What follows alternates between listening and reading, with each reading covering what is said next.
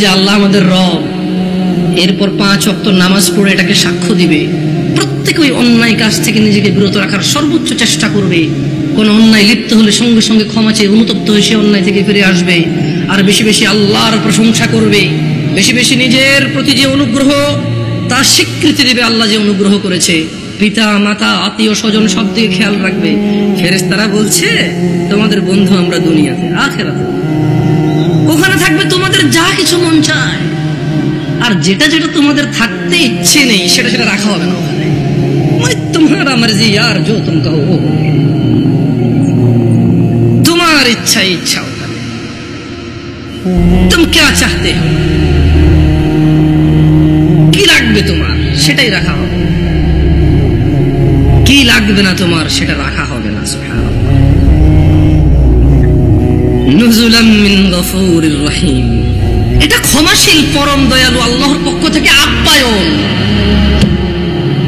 মানে একজন মানুষ জান্নাতে গেলে তার যা মন চাইবে তাই সে পাবে, আর যা মন চাইবে না তা ওখানে উপস্থিতি থাকবে না।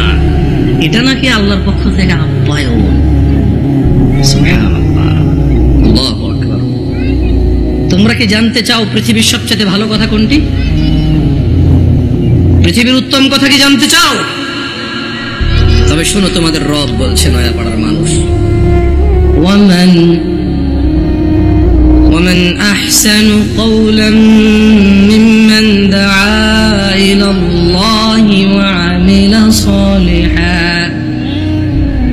وعمل صالحا وقال إنني من المسلمين।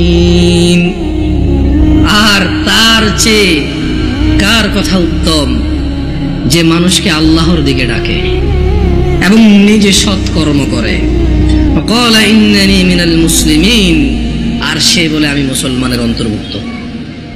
আমরা কি মুসলমান? আমরা মুসলমান? আলহামদুলিল্লাহ, আলহামদুলিল্লাহ। হ্যাঁ, আমরা মুসলমান। যদি ফজরের নামাজ না পড়ে মুসলমান থাকা যায় তখন আমরা মুসলমান। যদি শুক্রবারে 8 দিনে 2 রাকাত নামাজ পড়ে থাকা যায় তাহলে আমরা মুসলমান। দিনে 17 রাকাত, সপ্তাহে 5-7-35 ওয়াক্ত পড়ে যদি মুসলিম হতে হয় আমরা ওই মুসলমান না। ও ইসলাম অনেক কঠিন। একটু বাচ্চা কাচ্চাগুলোকে যদি একটু শান্ত হতে বলা যায়, তবে কেউ ধমক দেওয়ার দরকার নয়। ছোট ভাই শোনো, তোমরা হ্যালো, ছোট ভাই তোমাদেরকে বলছি, এই ছোট ভাই তোমরা এইভাবে চিল্লাচিল্লি করিও না, কেমন?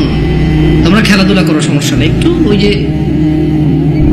অবশ্য তোমাদের জন্য এই দাওয়াত কতটুকু কাজে আসবে, তোমাদের মুরব্বীদের তো কাজে আসবে বলে মনে হয় না। তোমরা তো এখনো কথাই বোঝো না, ছোট মানুষ, 8-10 বছর বয়স, তোমাদের উপর এখনো নামাজও ফরজ হয়নি। তোমাদেরকে কি ওসিয়ত করবো বলো?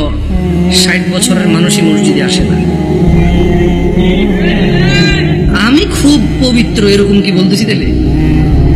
না, বলবে যে উনি তো এমন ভাবে কথা বলতেছে মনে হয় উনি জান্নাতের সার্টিফিকেট নিয়ে আসছে। না, আমাকে এখানে আপনারা নিয়ে আসছেন কথা বলার জন্য। আর আমার কথা বলার আন্দাজ হচ্ছে যে সামনে যারা আছে তাদেরকে নিয়ে কথা বলবো। এর মানে এই নয় যে আমি এখান থেকে বাইরে আছি, আমি নিজেকে সহযোগ করে কথা বলবো। কেমন?